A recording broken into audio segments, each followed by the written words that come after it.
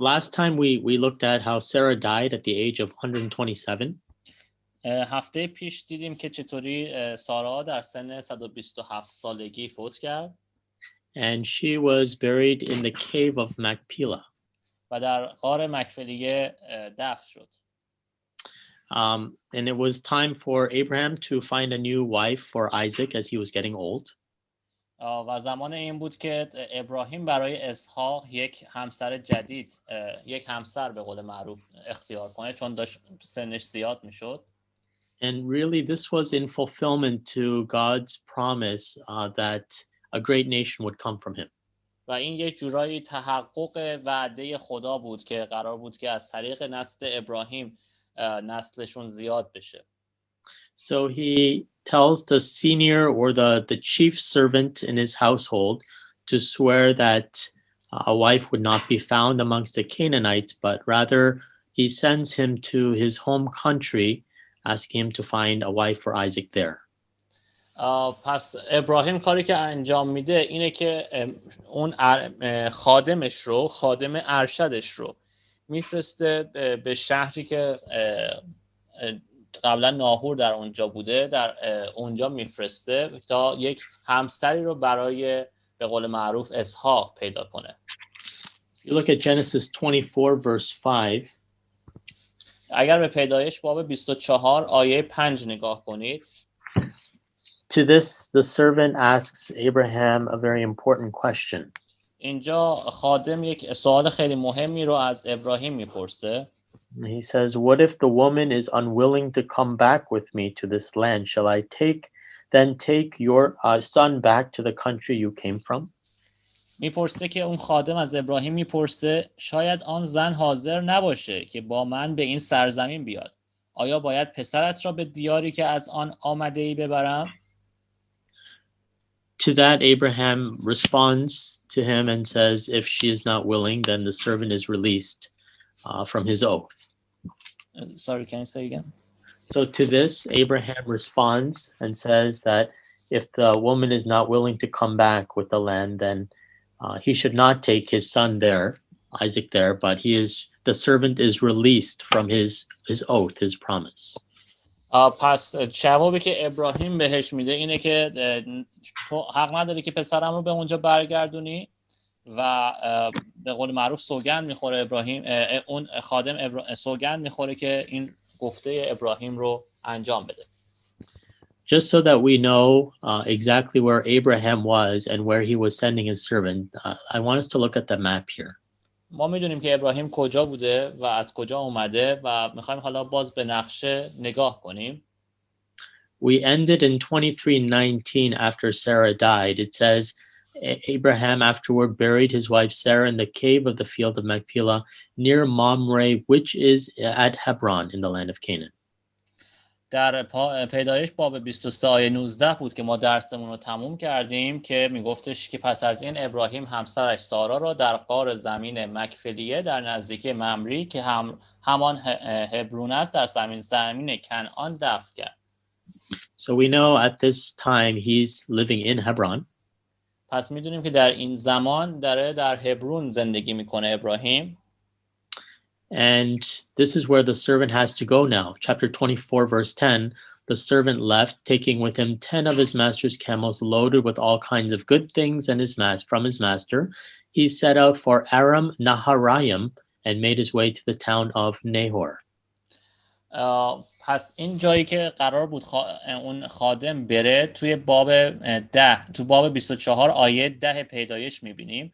آنگاه خادم 10 شتر از شتران آقایش را برگرفت و در حالی که انواع هدایای نفیس از جانب آقایش به همراه داشت به راه افتاد و به آرام نهرین رفت، شهری که ناهور در آن میزیست. Isn't it interesting that Terah's children's names, other than Abraham, two of his sons' names were location names of Nahor and Haran? براتون جالب نیست که بدونید که دو تا از پسرهای تارح به جز ابراهیم یعنی ناهور و هاران، این دو تا پسرها جدا از اینکه اسم پسرهای تارح بود به اسمشون دو تا مکان هم داریم، یعنی یک مکان ناهور داریم، یک مکان هاران داریم. Well, in any case, he is called to travel to this area here, Aram Naharaim, which was the upper region of Mesopotamia. As you remember, this whole place is called Mesopotamia, but it's the northern part that he has to travel to. That's where Abraham says his country was, or where he came from.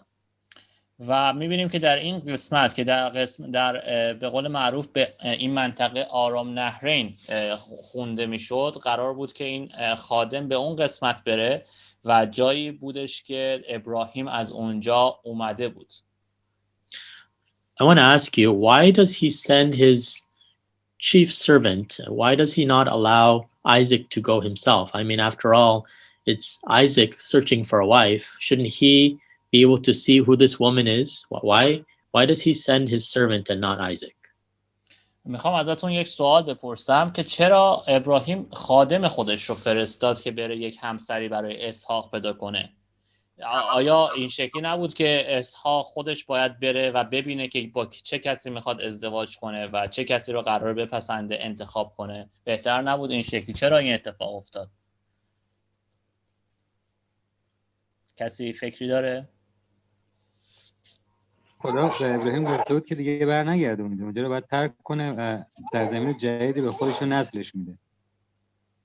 اوکی، چرا خود اسحاق رو نفرستاده؟ چرا ابراهیم به جای اینکه اسحاق رو بفرسته خادم خودش رو فرستاده؟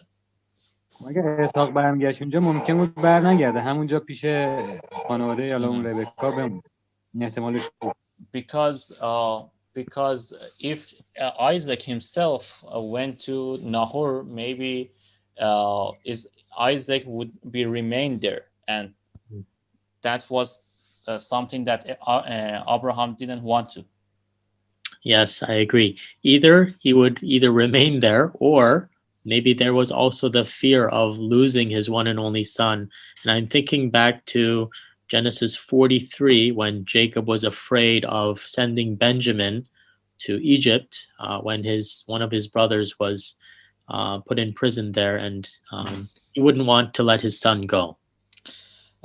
یا اینکه درسته، یا اینکه میترسید از اینکه اسحاق تو اون سرزمین بمونه و دیگه بر نگرده، یا اینکه میترسید که پسرش رو از دست بده توی راهی که داره میره. چون اگر یک جای دیگر رو نگاه کنید، در پیدایش باب 43 یعقوب میترسه که بنیامین پسر کوچیکش رو با برادرای دیگهش بفرسته به سرزمین مصر، زمانی که یکی از برادرها توی زندان اونجا گیر کرده و یوسف در مصر.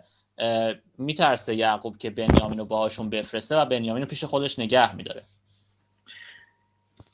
We definitely see that Abraham's servant is a very wise servant. ما مشخصا میبینیم که خادم ابراهیم خیلی خادم خردمندی بوده، حکیمی بوده. There's a lot to talk about, so maybe I will have to stop there because of time, and we will definitely continue on in 2 weeks because next week we have Christmas break, so we'll continue on with it in 2 weeks. خیلی چیزها هستش که بخوایم راجبش صحبت کنیم، ولی شاید بهتر باشه که دیگه کمتر ادامه بدیم به خاطر اینکه زمان نداریم و 2 هفته آینده ادامه کلاسمون رو خواهیم داشت، چون هفته آینده تعطیل خواهد بود به خاطر تعطیلات کریسمس و ما کلاسی نخواهیم داشت.